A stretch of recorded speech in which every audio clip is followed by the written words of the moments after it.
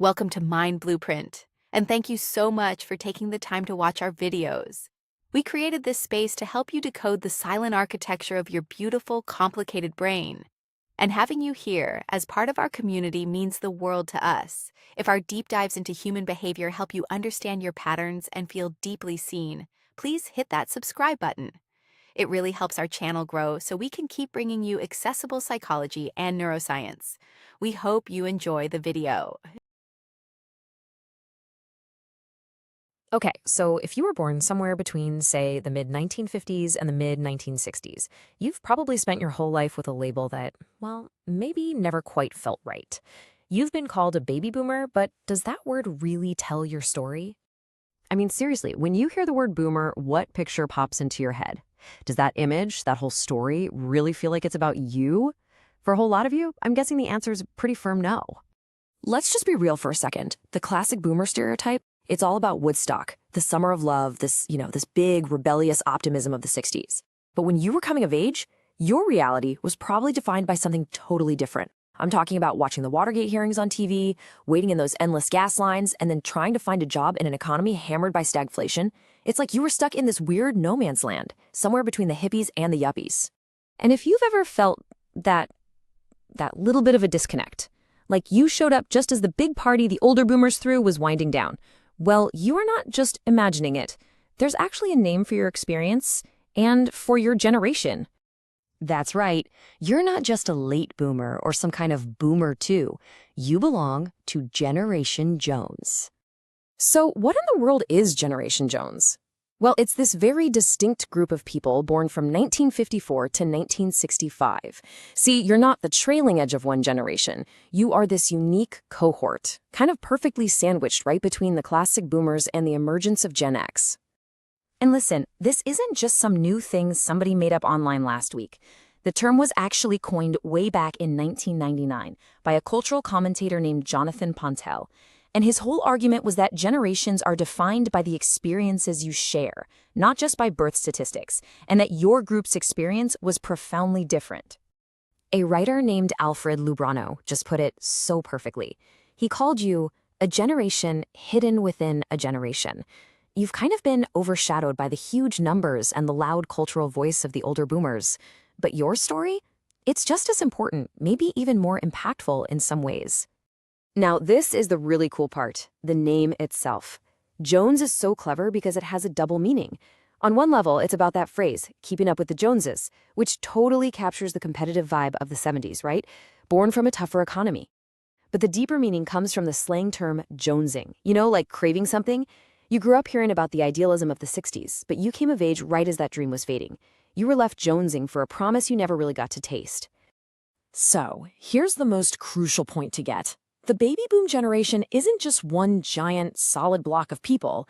It's really two very different halves, shaped by two completely different worlds.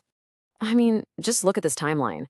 The first wave of boomers came of age with the assassinations of JFK and MLK, the height of the Vietnam War protests, Woodstock.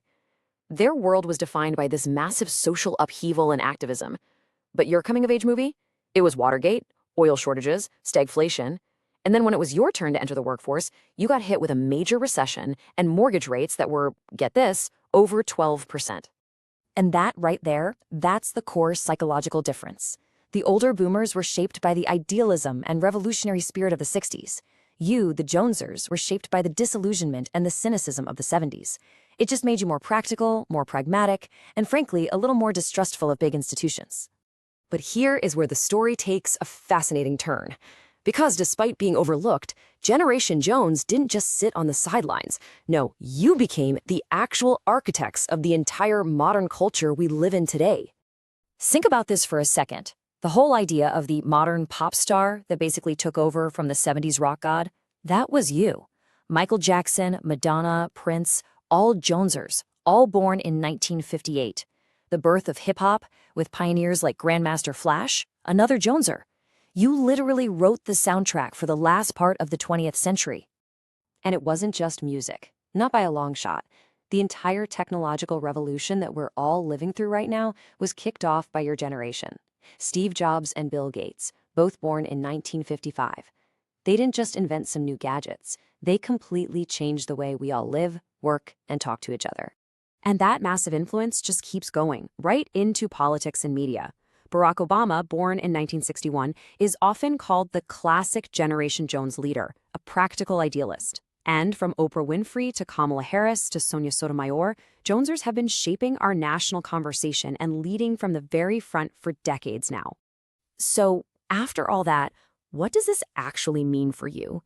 It means you're not an afterthought. You're not the tail end of somebody else's story. You are the crucial, essential link to the next one.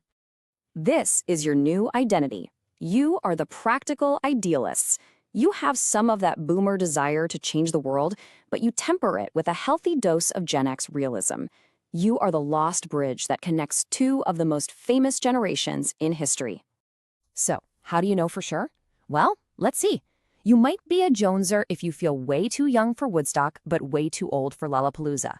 If your childhood TV memories are all about Happy Days and the birth of Saturday Night Live. If you vividly remember going from playing Pong on the TV to getting your first actual PC. You might have been one of the original latchkey kids who learned to be independent pretty early on. And maybe, deep down, you see yourself as a pragmatist who still holds on to just a little flicker of that boomer hope. So I'll just leave you with this thought. You aren't just a number in some demographic report. You're the cohort that was quietly shaping modern life while everybody was looking the other way. So if you're not defined by the generation that came before you or the one that came after, what does it truly mean to be the bridge that connects them both?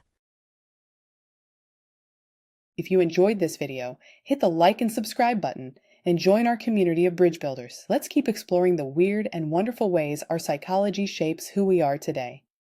See you in the next one.